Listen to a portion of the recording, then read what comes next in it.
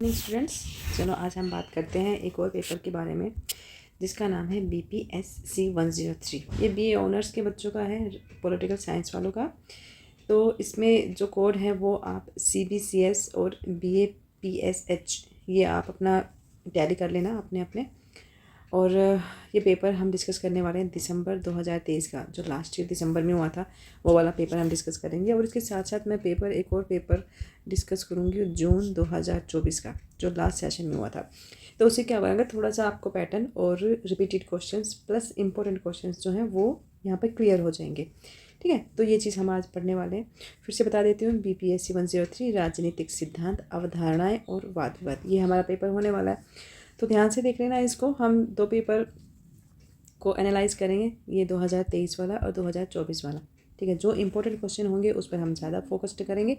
बाकी जो भी वीडियो में है आप पूरा वीडियो देख लेना और हाँ, लाइक ज़रूर कर देना। ठीक है, चलो फर्स्ट क्वेश्चन देख लेते हैं। टाइम ज़्यादा वेस्ट नहीं करेंगे हम, थोड़ा सा वही है, डिटेल सारी वही है, सेम है। 3 घंटे का टाइम मिलेगा, 100 मार्क्स का आपका क्वेश्चन पेपर आने वाला है। और इसमें 2 पार्ट दिए गए हैं, पार्ट 1 और पार्ट 2। Got it. तो हर पार्ट में से आपको प्रत्येक में से 4 क्वेश्चन करने हैं। प्रत्येक प्रश्न के 20 अंकों का एक है, मतलब टोटल 5 प्रश्न हो जाएंगे ना, तो 20 5 100, तो ऐसे तो होता है ना।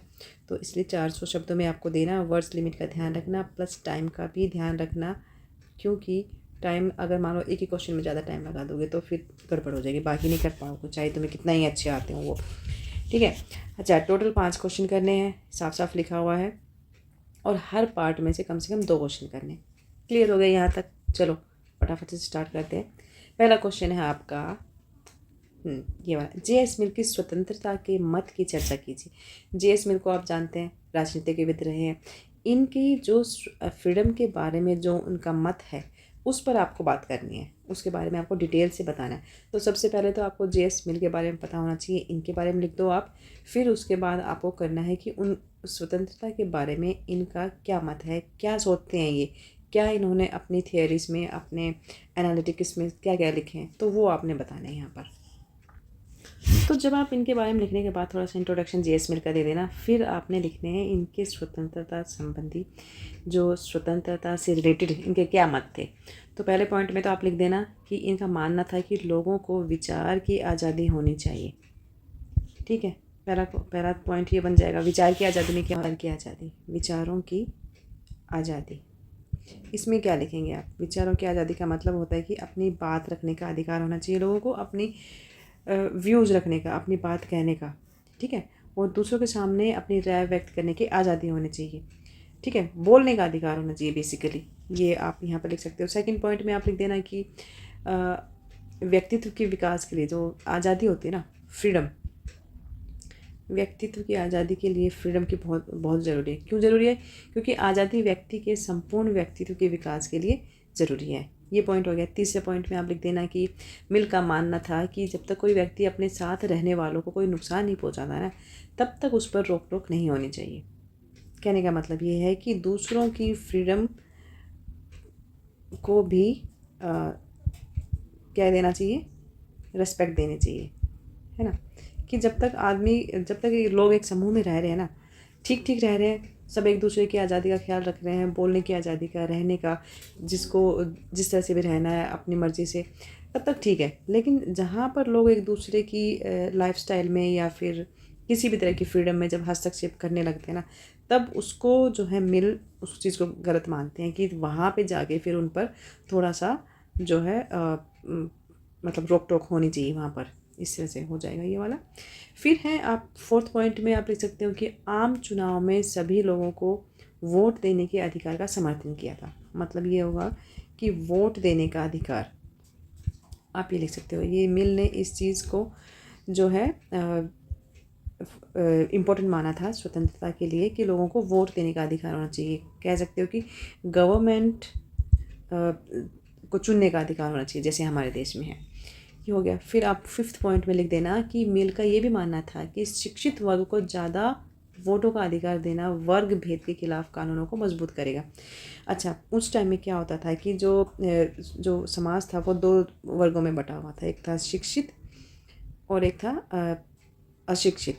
ठीक है, तो मिल का ये मानना था कि सिर्फ जो वोट का अधिकार है ना, वोट वाला अधिकार सिर्फ शिक्षित लोगों को ही नहीं मिलना चाहिए, अशिक्षित लोगों को भी देना चाहिए। क्यों देना चाहिए?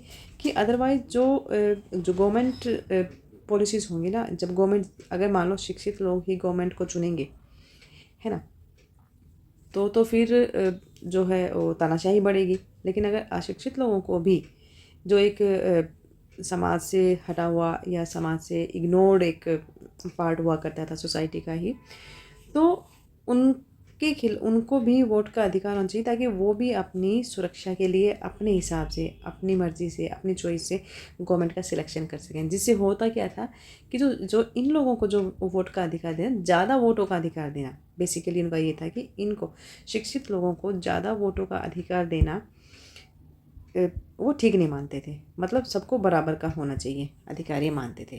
क्योंकि अगर ऐसा होगा तो वर्ग भेद, आप इसमें एक रीज़न बता सकते हो कि वर्ग भेद को बढ़ावा मिलता, जबकि वो ऐसा नहीं चाहते थे।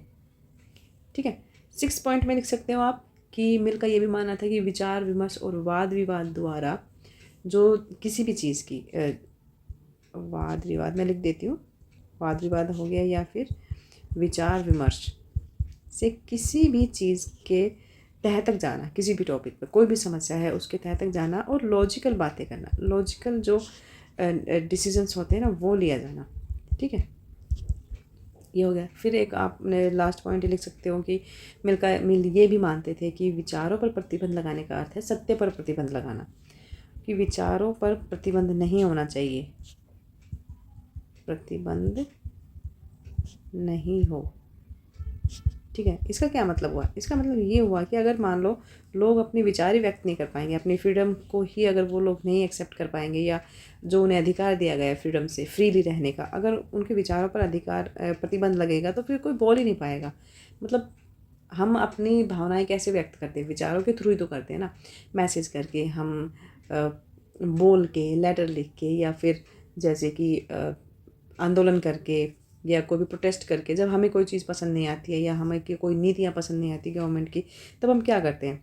हम प्रोटेस्ट करते हैं। अगर उसी चीज़ पर अगर प्रतिबंध लग जाएगा तो फिर तो वो फ्रीडम ही ख़त्म हो जाएगी ना, और हम यहाँ पर फ्रीडम की ही बात कर रहे हैं।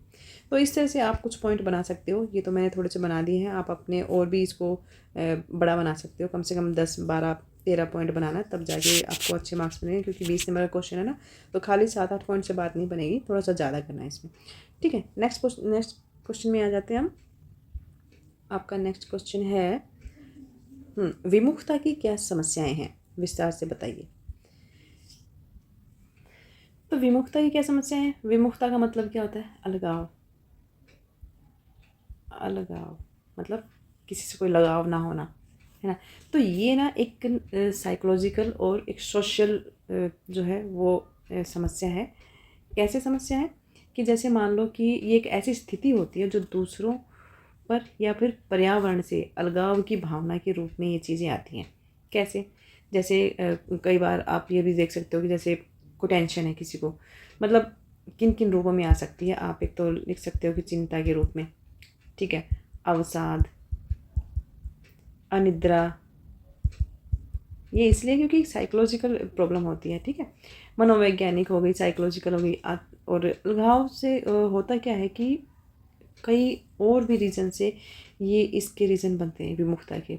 जैसे कि भेदभाव होना, जब हम किसी के साथ किसी भी तरह का भेदभाव करते हैं, चाहे सामाजिक हो, सोशल हो या इकोनॉमिकल हो, तो उससे आदमी ना अपने आप को समाज से काट लेता है, अलग रहना शुरू कर देता है। ठीक है, परिवार से, फिर फ्रेंड्स से हो गया, अपने फैमिली में इस तरह के जो साथियों से, समाज से अस्वीकृति मिलना। अस्वीकृति का मतलब क्या हो गया? जब समाज किसी इंसान को एक्सेप्ट नहीं करता, वो जैसा है, जिस कंडीशन में है, जब उसी रूप में जब समाज किसी इंसान को एक्सेप्ट नहीं करता ना, तब वो अपने आप को अलग समझने लगता है, विमुख होने लगता है समाज से। सामाजिक एकांत उसको पसंद आने लगता है। अलगाव के ना कुछ और भी रीज़न हो सकते हैं, जिसमें आप बता सकते हो कि जैसे जो आपके फ्रेंड्स हैं, फ्रेंड हो गए, फैमिली हो गई, उनसे दूरी महसूस करना, है ना। जब एक्सेप्टेंस नहीं होगी तो फिर आदमी दूर होता चला जाएगा ना। कुछ खुद से दूर या फिर अलग अलग अपने आप को महसूस करना है। जब इंसान में, जब सोशली, जब आदमी को, मतलब किसी भी इंसान को जब सोशली एक्सेप्टेंस नहीं मिलता है ना, तो वो फिर हर चीज़ से अपने आप को दूर महसूस करने लगता है। जो उनके जो फैमिली फ्रेंड या जो भी नियर डियर लोग होते हैं उनको, वो सब उसको ना स्वीकार करना शुरू कर देते हैं। अपनी भावनाओं को वो व्यक्त नहीं कर पाता है क्योंकि एक्सेप्टेंस नहीं है ना। तो होता क्या है कि अलगाव के कारणों को समझने से ना लोगों को इससे निपटने में मदद मिलती है। अब ये क्वेश्चन ना पेपर के हिसाब से तो ठीक है, लेकिन ये इस तरह के जो क्वेश्चंस होते हैं ना, ये तुम लोगों को वैसे भी पता होने चाहिए क्योंकि इससे अपनी भी एक समझ बनती है। अब जिस तरह का जो माहौल बन रहा है ना सोशली, हर इंसान अपने आप में बिज़ी है। जो एक सोशल एक सिक्योरिटी हुआ करती थी, वो शायद कहीं ना कहीं मुझे ऐसा लगता है कि थोड़ा सा डिस्टर्ब हुई है। तो इन चीज़ों का भी ध्यान रखना चाहिए, अपने लिए भी, अपने ऊपर भी ये सारी चीज़ें आप लोग अप्लाई करो। ठीक है, नेक्स्ट क्वेश्चन कर लेते हैं हम। अवसर की समानता पर एक लेख लिखिए। अवसर क्या होते हैं? अपॉर्चुनिटी। अपॉर्चुनिटी की समानता मतलब कि जैसे कि कॉम्पिटिटिव एग्ज़ाम हो गए किसी में, या हर इंसान को अपने जीवन में आगे बढ़ने के समान अवसर मिलने चाहिए। ठीक है, ये क्वेश्चन बनता है यहाँ पर। तो इस पर आप कैसे इसको डिस्क्राइब करेंगे? तो इसको हम सीधा सीधा ऐसे लिख सकते हैं कि सभी लोगों को प्रतिस्पर्धा प्रतिस्पर्धा करने का समान अवसर मिले। समान अवसर मिलना चाहिए, है ना? यही तो मतलब होता है ना। ठीक है, इसका मकसद क्या होता है कि जो सिलेक्शन प्रक्रिया होती है, प्रोसीजर होता है, उसमें मनमानी नहीं होनी चाहिए, पूर्वाग्रह को ख़त्म करना चाहिए। अवसर की समानता से जुड़ी कुछ और चीज़ें होती हैं, जैसे कि इसका हम मतलब एक इस तरह भी निकाल सकते हैं कि सामाजिक विकास के लिए। तो हम इसको यहाँ पर डिस्क्राइब कर रहे हैं, इस वाले क्वेश्चन को। ठीक है, तो पहला पॉइंट आप लिख देना। एक तो आपका हो जाएगा कि सामाजिक विकास के लिए ज़रूरी संस्थाएं सभी के लिए खुली होनी चाहिए, है ना। जो संस्थाएं होती हैं, संस्थाएं किस लिए होती हैं? काम करने के लिए, जहाँ पे जॉब्स निकलती हैं, वहाँ पे सबको समान अवसर मिलने चाहिए। फिर अवसर की समानता में आप एक ये भी डाल सकते हो कि जो सिलेक्शन प्रोसीजर होती है, उसमें जो जिनका अपना इंटरेस्ट होता है, किसी भी मान लो कोई भी जॉब निकली है, उसमें जिन लोगों का इंटरेस्ट है, और ज़रूरी संस्थाएं जो भी होती हैं, प्रतिभाएं जिनमें होती हैं, उन पर आधारित होनी चाहिए ये सारी चीज़ें। ऐसा नहीं हो कि मान लो कोई आईटी का कोई मान लो कोई संस्था है, वहाँ पर आप किसी और को भी मतलब अवसर दे रहे हो। अवसर देने का मतलब होता है कि जिसको जिस चीज़ में इंटरेस्ट है ना, उस चीज़ के लिए उसको अवसर देना चाहिए और उसको ज़्यादा से ज़्यादा उस चीज़ के लिए प्रोत्साहित करना चाहिए। ठीक है, अवसर की समानता में क्या है कि किसी खास विशेष वर्ग को ना सारे अधिकार नहीं देने चाहिए, क्योंकि हर इंसान को सोशली, समाज में जो भी इंसान है, जो अपने उस चीज़ के लिए, एक पर्टिकुलर चीज़ के लिए या एक पर्टिकुलर जॉब के लिए अगर वो एलिजिबल है, तो उसको अवसर मिलना चाहिए। ऐसा नहीं कि बस गिने चुने कुछ ही लोगों को आगे बढ़ाए जा रहे हैं, इस तरह से नहीं होना चाहिए, क्योंकि आज़ादी है ना, सबको देश में आज़ादी है, तो ये सारी चीज़ें होती हैं। फिर है कि अवसर की समानता में पदोन्नति हो गई, जो क्या बोलते हैं उसको, प्रमोशन। प्रमोशन, हर ऑफिस में प्रमोशन होती है ना, प्रमोशन का प्रोसीजर होता है। तो जो प्रमोशन का प्रोसीजर होती है वो योग्यता के आधार पर होना चाहिए, ना कि जो अदर रीजंस होते हैं, लोग यूज़ करते हैं उन चीज़ों को, वो सब नहीं होना चाहिए। दूसरा है कि मान लो अब हम जैसे अवसर की समानता पर जैसे बात कर रहे हैं, तो वहाँ पर किसी भी इंसान को ना अपने जो सोशल जो एक सोशल लेवल का यूज़ नहीं करना चाहिए। मान लो कोई समाज में बहुत बड़ा आदमी है, कोई बहुत अमीर आदमी है, उन चीज़ों को, मतलब जो सोशल कनेक्शन होते हैं ना, उन चीज़ों को यूज़ ना करना चाहिए। सामाजिक पृष्ठभूमि जैसे कारकों का हस्तक्षेप नहीं होना चाहिए, ना ही फैमिली रिलेशंस को यूज़ करना चाहिए कि किसी का कोई मान लो कोई रिलेटिव है बहुत बड़ी पोस्ट पर है, वो जो सिफारिशें होती हैं ना, जिनको हम अपनी लोकल भाषा में सिफारिश बोलते हैं, वो नहीं होना चाहिए। तभी तो ये समानता के अवसर मिलेंगे ना, अदरवाइज़ तो फिर कुछ पर्टिकुलर लोग ही आगे बढ़ते जाएंगे। यहाँ पर ये हो गया। फिर आप इसमें एक ये भी लिख सकते हो कि संविधान के अनुच्छेद 16 के अकॉर्डिंग जो सार्वजनिक रोजगार के सभी नागरिकों को समान अवसर की समानता मिलनी चाहिए। ये अनुच्छेद आर्टिकल 16 में लिखा हुआ है, ये आप मेंशन कर सकते हो। फिर एक है कि आर्टिकल 14 में क्या लिखा हुआ है कि कानून के सामने समानता और कानून के सामने संरक्षण से जुड़ा हुआ है ये। तो ये अधिकार सभी को मिलता है, चाहे वो भारतीय नागरिक हो, चाहे विदेशी नागरिक हो, चाहे किसी भी कंट्री के नागरिक हो, उनको ये अधिकार मिलता है। तो इस तरह से आप इस चीज़ को डिस्क्राइब कर देना। न्याय के विभिन्न आयामों का वर्णन कीजिए। सबसे पहले तो आपको ये पता होना चाहिए कि न्याय होता क्या है। न्याय के विभिन्न आयाम, आयाम मतलब प्रकार, कितने प्रकार का होता है न्याय, क्या होता है न्याय। तो न्याय का सबसे पहले तो मतलब ये होता है कि न्याय एक अवधारणा है जिसके तहत लोगों के साथ न्याय संगत और निष्पक्ष तरीके से व्यवहार होना चाहिए। ठीक है, ये होता है न्याय। ठीक है, और न्याय का आप ये भी बोल सकते हो कि इंसान को वो सब मिलना चाहिए जिसके वो योग्य है, तभी तो न्याय होगा ना। ऐसे तो होता है। अब इसके प्रकार क्या हैं, थोड़ा सा आप इसमें और डिटेल में दे सकते हो इसके इंट्रोडक्शन में, कि न्याय समाज में समानता, समाज में समानता और एकता के मूल्यों के साथ साथ व्यक्ति की गरिमा को स्थापित करने का प्रयास करता है। दूसरा है कि न्याय नैतिकता, तर्कसंगत, कानून, धर्म, इक्विटी और निष्पक्षता पर आधारित होता है। न्याय से कुछ और भी चीज़ें आप इसमें जैसे आप बता सकते हो कि लेडी जस्टिस न्याय का एक सामान्य अवतार बोल सकते हो। सामाजिक न्याय से आशय एक ऐसी सामाजिक अवस्था से है जो समाज के विभिन्न वर्गों के लिए सुविधापूर्ण अधिकार और सुरक्षा, सिक्योरिटी उपलब्ध कराता है ना। अब हम बात करते हैं आयाम, ये कितने प्रकार के होते हैं न्याय। ठीक है, तो ये यहाँ पर मैंने लिख दिए हैं विभिन्न प्रकार कौन कौन से होते हैं न्याय के। तो पहला आता है वितरणात्मक न्याय। ये न्याय निर्धारित करता है कि किसे क्या मिलना चाहिए। इसका मतलब ये भी कि समाज के सभी सदस्यों को लाभ और संसाधनों का उचित पार्ट जो है वो मिलना चाहिए। ठीक है, इसमें ये हो गया।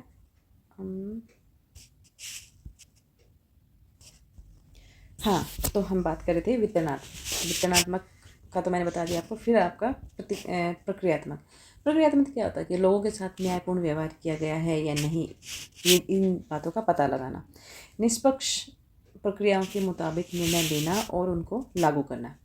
ठीक है, प्रतिशोधात्मक क्या होता है कि ये कार्यों के आधार पर दंड देना है।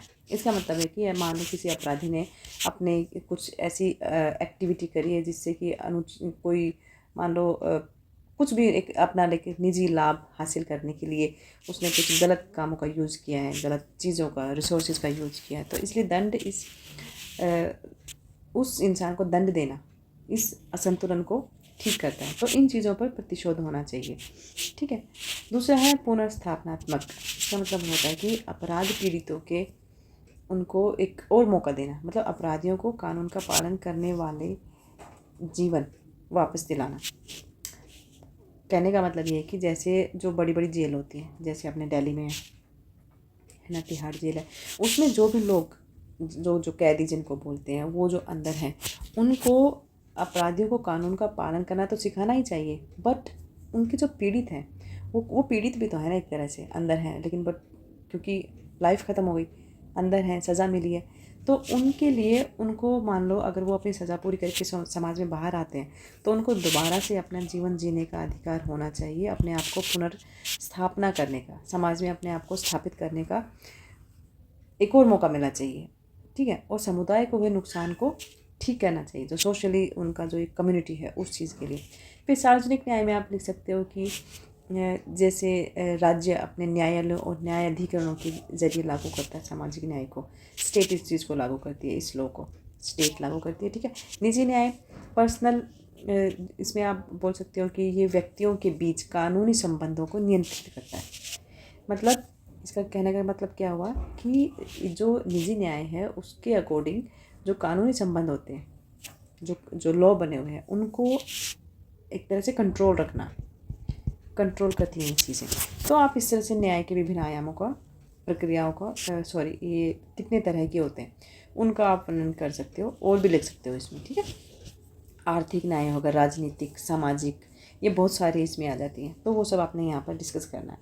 फिर नेक्स्ट है आपका क्वेश्चन आ जाता है, हाँ ये इंपॉर्टेंट क्वेश्चन है, इसको डबल टिक कर लेना। निम्नलिखित पर ये बड़े क्वेश्चंस में भी आता है, 20 मार्क्स में भी आता है, बट यहाँ पर ये आ गया है छोटे, इसमें टिप्पणी में आ गया यहाँ पर। और अधिकारों की प्रकृति, ये दोनों इंपॉर्टेंट क्वेश्चंस हैं, तो ये शॉर्ट नोट में भी आते हैं और मेनली ये क्वेश्चन बनते हैं, जो 20 मार्क्स के क्वेश्चन है ना वो बनते हैं इसमें। तो आप इनको थोड़ा ध्यान से करके जाना, इंपॉर्टेंट क्वेश्चन है, हर बार आता है, अभी मैं नेक्स्ट पेपर में भी दिखाऊंगी आपको। ठीक है, तो इसको फटाफट से कर लेते हैं। अधिकारों और एंटाइटलमेंट्स के मध्य भेद। कि इन दोनों के बीच में क्या अंतर है, क्या डिफरेंस है, वो बताना है।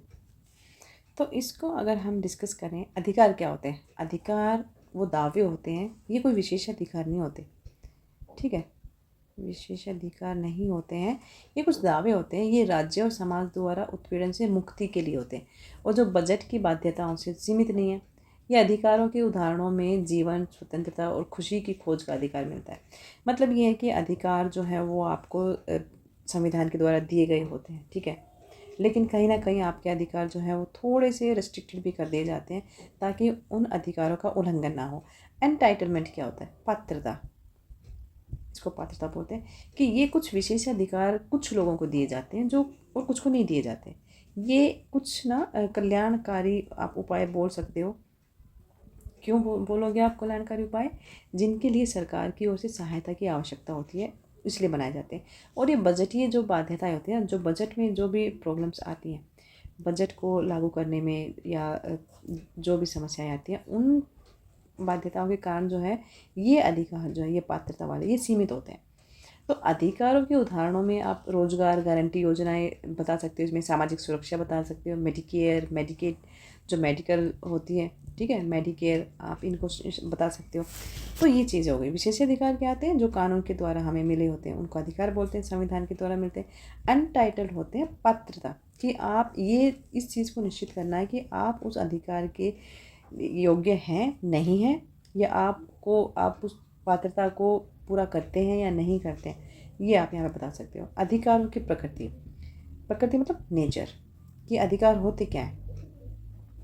राइट्स आपने संविधान में पढ़े होंगे ना कि ड्यूटीज़ राइट्स क्या होते हैं, ये तो वही आपने यहाँ पर बताना है।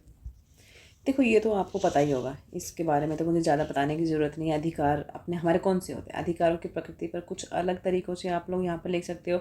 अलग क्या, वही सेम ही होते हैं। देख, जैसे कि अधिकार हितों पर आधारित होते हैं। अधिकार हितों पर आधारित होते हैं, उनका मूल्य कल्याण के आंतरिक मूल्यों से आता है। अधिकारों को निरपेक्ष नहीं माना जा सकता, बल्कि उन्हें अन्य मूल्यवान उद्देश्यों के साथ तोला जाना चाहिए या उनके साथ बैठाना चाहिए। सम्मान के लिए अधिकार आवश्यक है। अधिकार वो दावे होते हैं जो गरिमा, इंसान की गरिमा और सम्मान से जीवन जीने के लिए आवश्यक है। फिर आप बोल सकते हो कि प्रकृति का अधिकार। प्रकृति क्या होता है? अपने नेचर, वातावरण।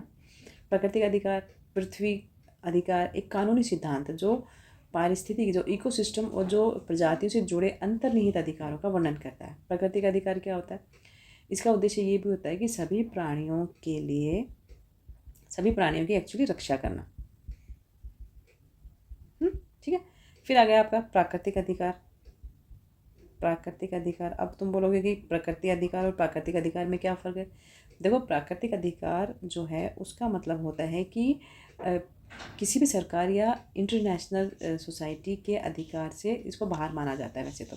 हालांकि प्राकृतिक अधिकारों की अवधारणा जो है वो सार्वभौमिक रूप से स्वीकृत नहीं है, बट कुछ जैसे प्राकृतिक अधिकारों में क्या होता है, जैसे ट्राइबल्स होते हैं, जो ट्राइब्स होते हैं उनके अपने कुछ, उन्होंने अपने कुछ राइट्स बनाए होते हैं, कुछ ड्यूटीज़ बनाए होते हैं, उनके अपने लॉज होते हैं, ठीक है, वो जो नेचर के अकॉर्डिंग सारी चीज़ें करते हैं, तो वहाँ पर ये सब चलता है, ठीक है। फिर आ गया आपका मौलिक अधिकार। ये तो बहुत ही इंपॉर्टेंट है, ये तो तुम सबको पता ही होगा, 6th क्लास से पढ़ते आ रहे हो।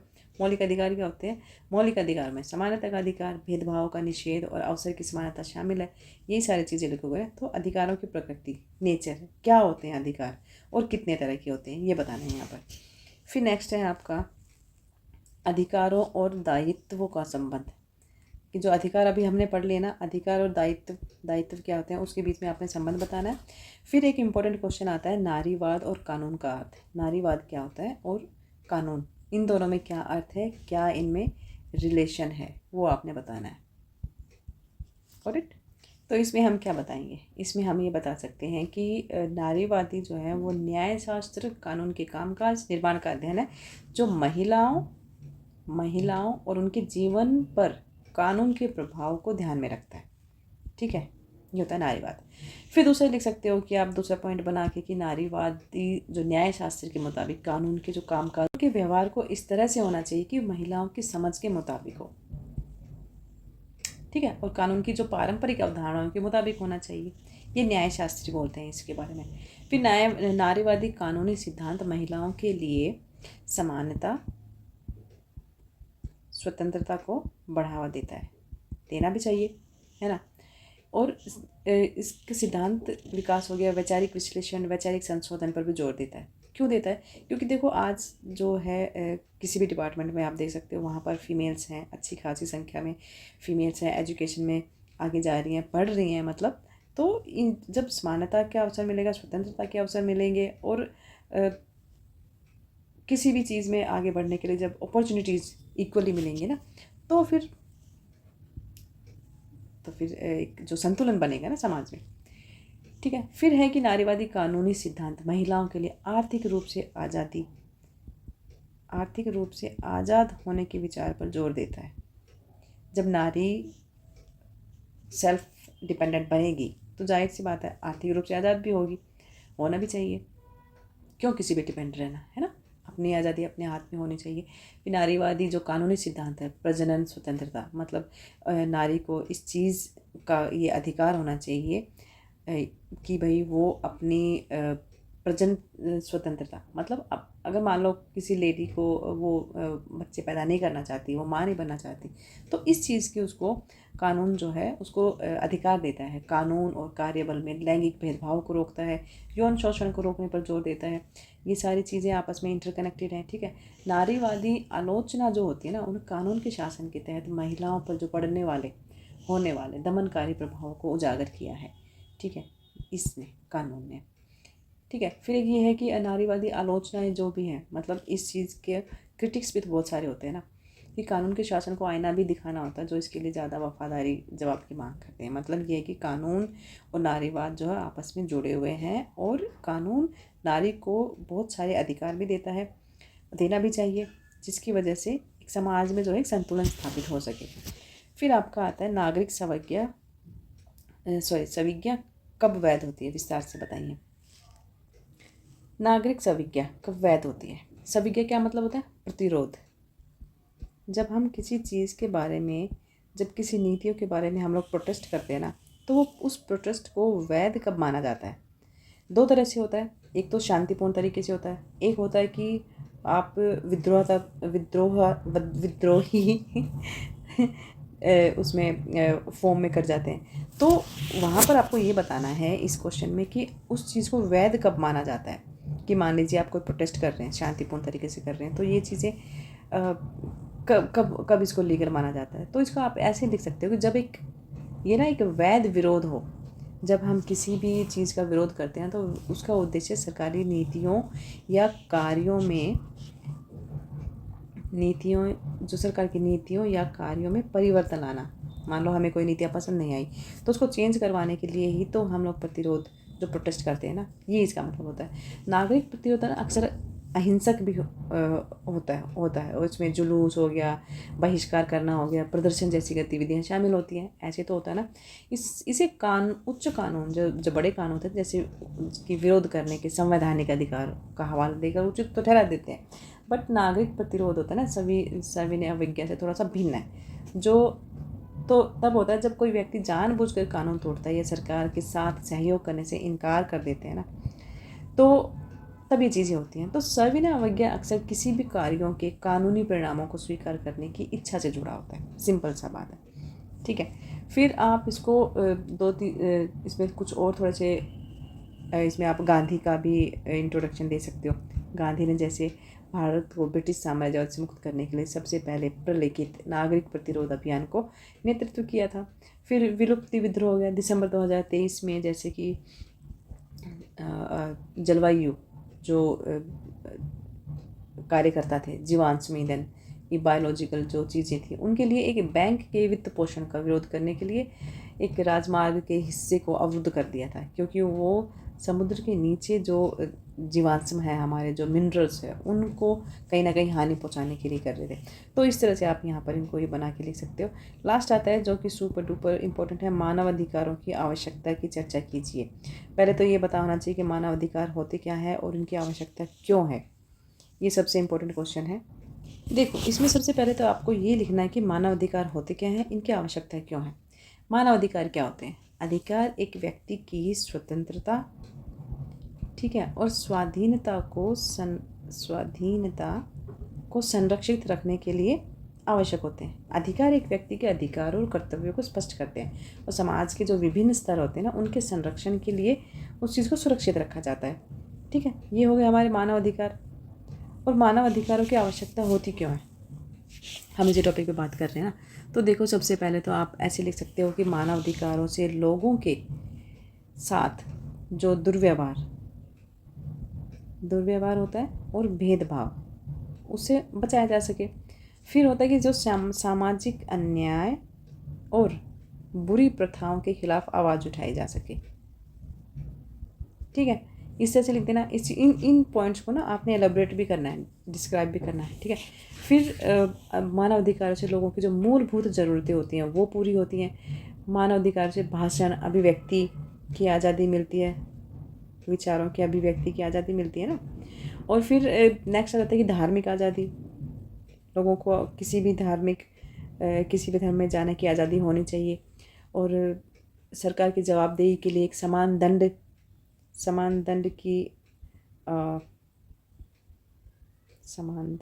की व्यवस्था करता है ये, इस तरह से लिख सकते हो आप। फिर लोगों को मानवीय गरिमा के मामले में बराबरी मिलती है, मतलब लोगों में आपसी समानता की बराबरी मिलती है। मानव अधिकारों से एक अच्छे समाज और मजबूत देश का निर्माण होता है। फिर है मानव अधिकारों से आप ये भी बोल सकते हो कि मजबूत लोकतंत्र की स्थापना होती है। सबसे इम्पोर्टेंट पार्ट आता है कि इससे एक मजबूत लोकतंत्र की स्थापना होती है। तो ये चीज़ें हैं भारत के संविधान में। मौलिक अधिकारों और उनके संरक्षण के प्रावधान तो हैं ही, उसके साथ साथ मानव अधिकारों के संरक्षण के लिए भी राष्ट्रीय मानवाधिकार आयोग और राज्य मानवाधिकार आयोग दोनों काम करते हैं। इस तरह से आपने ये बनाना है। ये बहुत इंपॉर्टेंट क्वेश्चन है। ठीक है, अब थोड़ा सा हम 2024 का क्वेश्चन पेपर देख लेते हैं, उसमें कौन कौन से क्वेश्चन जो है रिपीट हुए हैं। तो देखो, अभी यहाँ पर हम आ गए हैं, ये क्वेश्चन पेपर है जून 2024 का है, ये जो लास्ट सेशन में हुआ था उसी का पेपर है। सारी चीज़ें वही हैं, 3 घंटे का टाइम है, 100 मार्क्स का पेपर है। अब नीचे आके देखते हो आप लोग, तो देखो सबसे पहले क्वेश्चन आया स्वतंत्रता की मार्क्सवादी अवधारणा। पहले हमने देखा था वो थी जे.एस. मिल के बारे में आया था, उनकी क्या अवधारणा थी, यहाँ पर मार्क्स की आई है। तो ये दोनों थ्योरीज आपको पढ़ के जानी है, जे.एस. मिल की भी और मार्क्सवादी की भी। फिर नेक्स्ट क्वेश्चन यहाँ पर आ गया विमुखता। लास्ट पेपर में भी हमने विमुखता को पढ़ा था, जिसका मतलब होता है अलगाव, अपने आप को समाज से दूर रखना, अलगाव, दमन और स्वतंत्रता पर एक निबंध लिखिए। दमन क्या होता है? किसी की आज़ादी को ख़त्म करना, किसी को सोशली उसको निष्कासित करना, या किसी को इंसान को अवसरों से विमुख रखना, ठीक है, उनका दमन करना, शोषण करना बेसिकली। और स्वतंत्रता पर आपको पता ही है, इन तीनों चीज़ों के बारे में आपने निबंध लिखना है कि विमुखता क्या होता है, दमन क्या होता है, स्वतंत्रता क्या होता है। फिर है नेक्स्ट, ये मोस्ट इंपॉर्टेंट क्वेश्चन है, समानता और स्वतंत्रता के अंतर संबंधों की चर्चा कीजिए। समानता क्या होती है और स्वतंत्रता क्या होती है? स्वतंत्रता की मैं ऑलरेडी बात कर चुकी हूँ, राजनीतिक, सामाजिक, आर्थिक, न्याय, प्राकृतिक, ठीक है, शोषण के विरुद्ध और संवैधानिक अधिकार, ये सारी स्वतंत्रताएं होती है। हमें वोट की स्वतंत्रता होनी चाहिए। समानता, समान हर किसी भी चीज़ में समान अवसर मिलने चाहिए, हमें सामाजिक भेदभाव नहीं होना चाहिए, ये सारी चीज़ें इसमें आ जाएंगी। ठीक है, तो ये तीन क्वेश्चन अभी तक रिपीट हो गए हैं। फिर फोर्थ क्वेश्चन आपका एक रूपता और भेद के मुद्दे होना चाहिए यहाँ पर, कि विस्तार से व्याख्या कीजिए। एक रूपता क्या होता है? एक रूपता के लिए आप क्या बोलेंगे कि एक रूपता होता क्या है? एक रूपता मतलब एक जैसा, सब कुछ एक जैसा हो जहाँ पर। तो एक रूपता का सिद्धांत या एक रूपतावादी सिद्धांत के रूप में आप ये बोल सकते हो कि ये एक धारणा है कि हमारे वर्तमान वैज्ञानिक अवलोकनों में संचालित होता है और समान जो प्राकृतिक नियम होते हैं, प्राकृतिक नियम और प्रक्रियाएं, जितनी भी प्रक्रियाएं होती हैं, प्राकृतिक नियम, प्रक्रियाएं जो वो अतीत में, पास्ट में हमेशा से, जैसे कि यूनिवर्स में, ब्रह्मांड में संचालित होती रही है और ब्रह्मांड में हर जगह लागू होती है, ये तो पता ही है सबको। तो ये आप इस तरह की चीज़ को यहाँ पर आप डिस्क्राइब कर सकते हो। नेक्स्ट है आपका निम्नलिखित पर शब्दों में संक्षिप्त टिप्पणियाँ। ये टिप्पणी आ गई है, विभेदीकृत डिजर्ट के घटक क्या होते हैं? तो विभेदीकृत व्यवहार क्या होता है? विभेदीकृत व्यवहार होता है कि कुछ भी सीखने के अनुभवों से होता है, इसका मतलब जिसमें सीखने के दृष्टिकोण या विधि की जो व्यक्तिगत छात्रों की आवश्यकता है वो पूरा करने के लिए समायोजित होता है। जिसमें होता क्या है कि व्यक्तिगत सीखने को आप कैसे व्यक्तिगत तौर पर कोई चीज़ सीखते हैं, ठीक है, उस चीज़ को यहाँ पर आपको बताना है। दूसरा है डेजर्ट के घटक क्या होते हैं। तो यहाँ पर इसमें आप क्या लिखेंगे, मिट्टी, मिट्टी होती है, वनस्पति होती है ना, जलवायु, और आपका भू आकृतियाँ हो गई, भू आकृतियाँ ये हो गई। इन चीज़ों को आपने डिस्क्राइब करना। मिट्टी में क्या लिखेंगे आप, मिट्टी के बारे में लिख सकते हैं कि रेगिस्तानी मिट्टी अधिकांशतः रेतीली होती है, इसमें कार्बनिक पदार्थ और नाइट्रोजन की मात्रा कम, बल्कि कैल्शियम कार्बोनेट फास्फोरस फास्फेट का स्तर अधिक होता है। रेगिस्तानी मिट्टी अक्सर क्षारीय और अपरिपक्व होती है तथा इसकी संरचना कमज़ोर रूप से होती है। वनस्पति में आप लिख देना कि रेगिस्तान में जो प्रमुख वनस्पति है सूखा प्रतिरोधी होती है, क्योंकि रेगिस्तान में ज़्यादा पानी होता नहीं है। जैसे कि वहाँ पर वनस्पति कैसी मिलेगी आपको, कैक्टस, कांटे वाली झाड़ियाँ, लंबी जड़ों वाली घास मिलेगी, और पेड़ तो खैर वहाँ पर बहुत कमी होती है। उन जगहों पर भूजल जो है वो प्रचुर मात्रा में पाया जाता है। फिर जलवायु के लिए लिख देना कि रेगिस्तान शुष्क वातावरण होता है। ये तो बेसिक सी बात है ना, जहाँ अत्यधिक तापमान तेज़ होता है, हवाएं तेज़ होती हैं, बादल कम होते हैं, हवा में जो है मॉइस्चर नहीं होता है। अधिकांश जो हमारे साइंटिस्ट है वो ये भी मानते हैं कि वहाँ पर प्रतिवर्ष जो है वो 10 इंच से कम बारिश होती है, और वाष्पीकरण अक्सर वर्षा से अधिक होता है। मतलब ये कि बारिश कम होना और जो वाष्पीकरण होता है वो ज़्यादा होता है। वाष्पीकरण तो पता है ना, जो पानी भाप बन के उड़ जाता है उसको बोलते हैं। फिर भू आकृतियाँ, भू आकृतियों में आप बोल देना कि बता दें, लिख देना कि रेगिस्तान रेत, कंकड़, चट्टान और जो शैल से बने होते हैं, और हवा और पानी के प्रभाव से रेगिस्तान में टीले बन जाते हैं। पता है ना आपको, इस तरह से लिख देना। फिर है आपका अगला क्वेश्चन आपका आ जाता है वैश्विक न्याय, यूनिवर्सल जस्टिस और आर्थिक अधिकार। आर्थिक अधिकार में आपको पता ही है, आर्थिक अधिकार क्या होता है, अर्थ का अधिकार मतलब मनी रिलेटेड, कि हर इंसान को अपने हिसाब से जो है अपने आप को आर्थिक रूप से मजबूत करने का अधिकार होना चाहिए। जॉब करने का, पैसे कमाने का, पैसे जोड़ने का, संपत्ति का अधिकार, ये सारी चीज़ें इसमें आ जाएगी। वैश्विक न्याय में आप क्या लिखेंगे कि यूनिवर्सल जो न्याय होता है वो क्या होता है, उसके बारे में आपने यहाँ पर डिटेल में दे देना है। यूनिवर्सल जो होता है वो तो सबके लिए सेम ही होता है, उसमें आप फ्रीडम का लिख सकते हो, समानता का अधिकार लिख सकते हो, ये सारी चीज़ें आ जाएंगी। मानव तस्करी पर एक लेख लिखिए। इंपॉर्टेंट क्वेश्चन है, मानव तस्करी क्या होती है। देखो है तो ये एक सेंसिटिव क्वेश्चन है, लेकिन इस पर ध्यान से लिखना अगर तुम लोग ये क्वेश्चन करना चाहते हो तो। इम्पोर्टेंट है वैसे तो। मानव तस्करी क्या होता है कि धोखाधड़ी या ज़बरदस्ती से या किसी भी अनलॉफुल रास्ते से जो है लोगों को शोषण करना या फिर बाहर भेजना, लोगों को परिवहन के ज़रिए या आश्रय देने के बहाने से, किसी भी रीज़न से जो है लोगों की तस्करी, मतलब लोगों को बाहर भेजना, बेचना एक तरह से। तो इसे होता क्या है कि ये जो अधिकारों का, जो ह्यूमन राइट्स होते हैं ना, उसका एक तो सबसे बड़ा उल्लंघन करता है ये चीज़।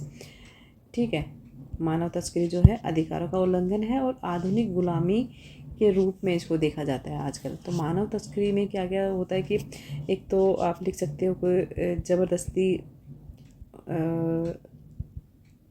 श्रम करवाना, लेबरिंग। ठीक है, फिर होता है कि यौन शोषण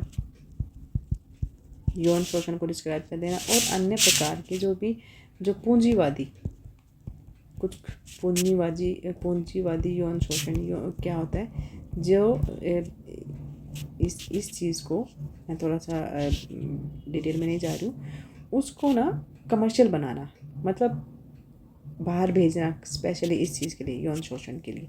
तो ये कुछ चीज़ें होती हैं जिनके लिए मानव तस्करी करी जाती है। एक तो लेबर के लिए डाल देना, यौन शोषण के लिए, और ये आपकी पूंजीवादी यौन शोषण आ जाएगा इसमें। इसको थोड़ा सा और अगर आप लिखना चाहो ना, वैसे तो लिखना चाहिए, 20 नंबर का क्वेश्चन है। इसमें एक तो हमने यौन शोषण पे बात करी, एक हमने किया ज़बरदस्ती जो मज़दूरों का शोषण होता है वो, एक होता है ज़बरदस्ती किया गया अपराध, ज़बरदस्ती। ठीक है, इसमें क्या लिखेंगे आप कि ज़बरदस्ती अपराध के शिकार किसी और के लाभ के लिए अपनी इच्छा के विरुद्ध जब अपराध करने के लिए बाध्य होते हैं, है ना। शोषक, हिंसा, धोखा, जो लिकर्स, जो क्या बोलते हैं, शराब पीने की लत, या फिर अवैध कार्य करने के लिए मजबूर करने के लिए करता है। ये मेनली ना युवाओं में होता है। इन चीज़ों के लिए युवाओं को जो है वो गुमराह किया जाता है या इन युवाओं को इन चीज़ों के लिए यूज़ करते हैं लोग। फिर आता है एक आपका आ जाता है भिक्षावृत्ति। आप लोग सिग्नल पे देखते हो ना भिक्षावृत्ति का शोषण। जो पीड़ित होते हैं उनको भीख मांगनी पड़ती है। जो अक्सर एक परिवार का सदस्य होता है, उसके कबीले का सदस्य, एक नेटवर्क होता है इन लोगों का, वो निरंतर नियंत्रण और दबाव में होते हैं। यदि वो पर्याप्त धन मान लो एकत्रित नहीं करते तो उन्हें हिंसा और धमकियों का सारा मतलब उन चीज़ों को फेस करना पड़ता है। अब रेड लाइट पर आप लोग देखते हैं पूरी पूरी फैमिली बैठी होती है, तो वो लोग जो भीख मांग रहे होते हैं तो उनके ऊपर भी कुछ लोग होते हैं जो उनको ज़बरदस्ती इस चीज़ के लिए मजबूर करते हैं। ठीक है, फिर आप एक और पॉइंट लिख देना, अंगों को अवैध तरीके से हटाना। अवैध तरीके से हटाना, इसमें क्या लिखेंगे आप? इसको आप डिस्क्राइब कर सकते हो कि शरीर के अंगों के लिए पीड़ितों का शोषण किया जाता है। शोषक झूठे वादों या हिंसा के साथ छोटे पैसे के लिए उनके अंगों को बेचने का झांसा देते हैं और फिर इसे बेचकर भारी मात्रा में लाभ मिलता है, जैसे कि किडनी रैकेट चलता है ना, इस तरह से आप यहाँ पर इसको डिस्क्राइब कर सकते हो। ठीक है, आइज़ हो गया, आइज़ बेचने के लिए मजबूर कर दिया जाता है कई बार, और कई बार मजबूरी भी होती है, गरीबी में लोग इन चीज़ों को अपने अंगों को बेचकर जीवन यापन के लिए धन जुटाते हैं। ठीक है, ये क्वेश्चन हो गया। फिर आपका मानव अधिकारों के ऐतिहासिक विकास को रेखांकित कीजिए। ये हम पिछली बार भी 2023 वाले में जो अभी क्वेश्चन पेपर हमने डिस्कस किया था उसमें भी आया हुआ था ये क्वेश्चन, और अभी भी आया हुआ, तो इसको तो तुम करके ही जाना। इसको तो 2, 3, 4 जितने स्टार दे सकते हो दे देना। ठीक है, तो यही था आज का पेपर। ठीक है, अगर कुछ समझ में नहीं आया तो कमेंट बॉक्स में पूछ लेना। चलो बाय।